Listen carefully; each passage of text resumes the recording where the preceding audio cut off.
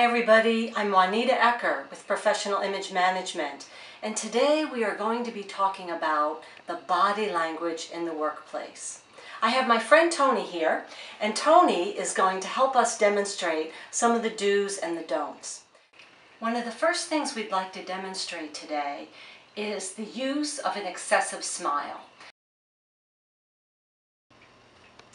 Juanita, I'm going to need your help with this. There's kind of a serious issue that's come up. The client has received... Sometimes in the workplace, women are a little guilty of maybe smiling too much, and their message, when they smile, may confuse those that they are interacting with. Juanita, there's something pretty serious that's come up, and I need you to help me out, take care of this. The client's received an email, and apparently the proposal is not what he expected it to be. So I would really like you to go over there this afternoon and see if we can, mend fences and take care of this. Okay, great. I'm glad you told me what the problem was. The next scenario we'd like to demonstrate is distracting gestures. People are not aware that they're sending messages with their bodies during a meeting or an interview situation, and we'd like to demonstrate some of those for you. But tell me a little bit more about yourself. Well,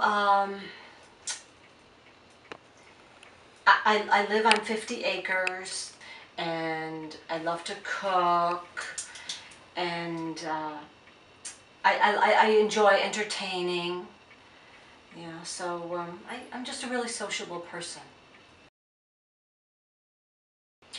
So Juanita, I'm just reviewing your resume, and it certainly seems like you have some good skills, but tell me a little bit more about yourself. Oh, thank you for asking. Well, I've been married for 26 years, and I have 2 amazing grandchildren, and I love to read, I love to cook. When my husband and I got married, we promised to love, honor, and travel. And so we've done a lot of travel over the years. The next scenario that we'd like to demonstrate for you is either flirtatious gestures or gestures that are inappropriate in the workplace.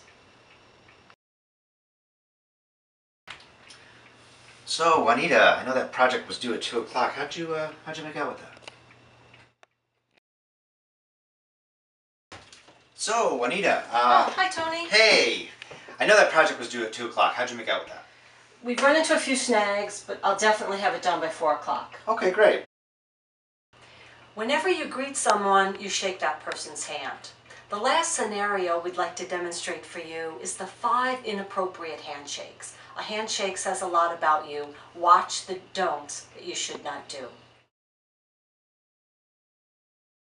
The first inappropriate handshake is the limp handshake. You notice that Tony has just grabbed my fingers. It's also called the wet fish handshake. The next inappropriate handshake you should never give is the bone crusher. Ah, Tony is squeezing my hand a little too hard. That's not a good impression to create. The third inappropriate handshake is what I call the rollover handshake. And that's where someone will shake your hand and put his hand on top. Typically, men will do this with each other, and sometimes they think it's a power move.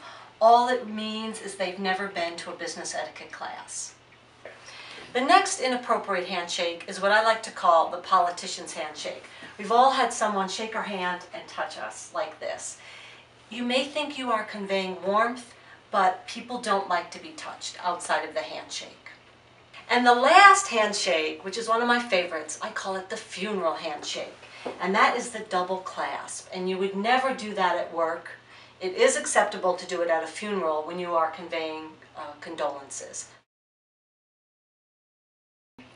Now that you know the 5 inappropriate handshakes you should never give, I want to demonstrate for you the appropriate way to give a handshake.